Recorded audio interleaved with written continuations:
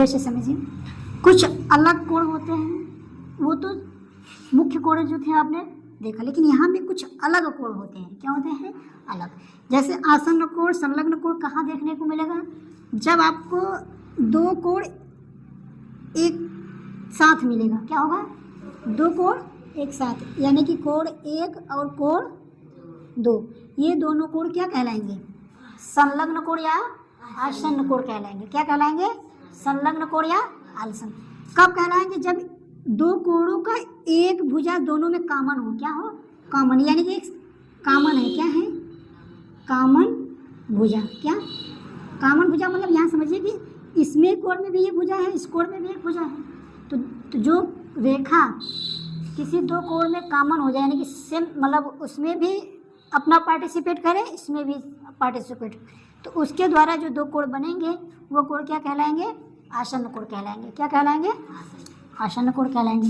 फिर होता है रैखिक युग्म कोण। रैखिक युग्म कोण में क्या होता है?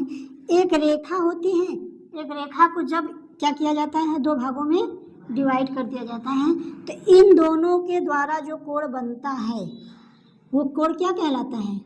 रैखिक युग्म कोण। एक कोण, कोण दो, ये दोनों कोण क्या कहलाएंगे? रैखिक युग्म कोण कहलाएंगे। क्या कहलाएंगे? रैखिक। कब? जब एक रेखा कोण को जब दो भागों में डिवाइड कर दिया जाएगा तो यही दोनों कोण क्या कहलाएंगे? रैखिक युग्म कोण। यानी कि एक रेखा को जब दो कोणों में डिवाइड किया जाएगा तो ये जो दो कोण बनेंगे वो क्या कहलाएंगे? रैखिक युग्म कोण। फिर होता है शीर्षाभिमुख कोण। शीर्षाभिमुख कोण वहाँ बनता है जहाँ पे दो रेखाएं एक दूसरे को क्या करती हैं? काटती हैं। क्या करती हैं? काटती हैं। जैसे ये रेखा इस रेखा को काटेगी तो जो कोण ये होगा वही कोण क्या होगा? ये, यानी कि ये कोण अगर ए है तो ये भी क्या होगा? ए। अगर ये एक्स है तो ये भी क्या होगा? एक्स। यानी जितना कोण ये बनेगा उतना कोण ये, जितना कोण ये उतना कोण ये। अगर ये 45 है तो ये भी क्या होगा? 45। ये 60 है तो ये भी क्या होगा? समझ पा रहे हैं? तो ये होता है शीर्षाभिमुख कोण। क्या होता है? शीर्षाभिमुख कोण। यानी कि जब दो रेखाएं एक दूसरे को काटेंगी जहाँ, तो उनके आमने सामने के जो कोण होते हैं वो शीर्षाभिमुख कोण कहलाते हैं। क्या कहलाते हैं? शीर्षाभिमुख कोण कहलाते हैं। कोटपूरक कोण क्या होता है? समपूरक कोण क्या होता है? देखिए, कोटपूरक कोण वह कोण होता है जब दो कोण मिल करके 90 अंश का कोण बनाए। क्या बनाए? 90 अंश। ऐसे समझिए, जब दो कोण मिल करके क्या करेंगे? 90 अंश का कोण बनाएंगे। क्या करेंगे? 90 अंश का कोण, यानी कि θ1 θ2, यानी कि जब दो कोणों का योग क्या होगा? 90 अंश होगा। क्या होगा? 90 अंश होगा। यानी कि जब दो कोणों को जोड़ा जाए और जोड़ने पे 90 आए तो वो क्या कहलाएगा? कोटिपूरक कोण। क्या कहलाएगा? कोटिपूरक कोण। समपूरक कोण क्या होगा? जब दो कोणों को, यानी कि θ1 और θ2 को क्या किया जाएगा? जोड़ा जाएगा और 180 अंश आएगा तो वो कोण क्या कहलाएगा? समपूरक कोण। क्या कहलाएगा? एक दूसरे के होते हैं कोटिपूरक, एक दूसरे के समपूरक। ये इसके कोटिपूरक होगा, ये इसके और ये इसके। जैसे एग्जांपल में फिर से समझ लीजिए, मान लीजिए ये है 45, तो ये कितना होना चाहिए? 45 होगा तभी तो 90 होगा।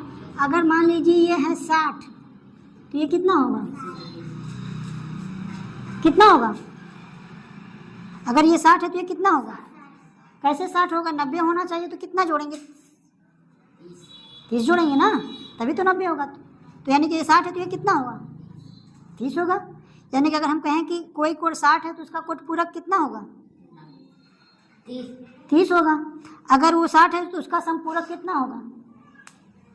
समपूरक मतलब अगर ये 60 है तो ये कितना होगा? 60 इधर घटा देंगे, 180 में से 60 जाएगा, कितना आएगा? 180 में से 60 घटाओ, कितना आएगा? 120। यानी अगर ये 60 है तो ये 120 होगा। अगर 120 है तो ये कितना होगा? 60। अगर ये 90 है तो ये कितना होगा? देख के बताओ भैया, आंखें मूंद के नहीं बताना। ये समपूरक जोड़ने पे 180 अंश होना चाहिए। तो ये 90 तो ये कितना होगा? 90 होगा। ये 130 तो ये कितना होगा? ये 130 तो ये कितना होगा?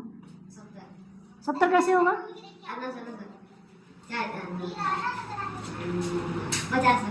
50 होगा।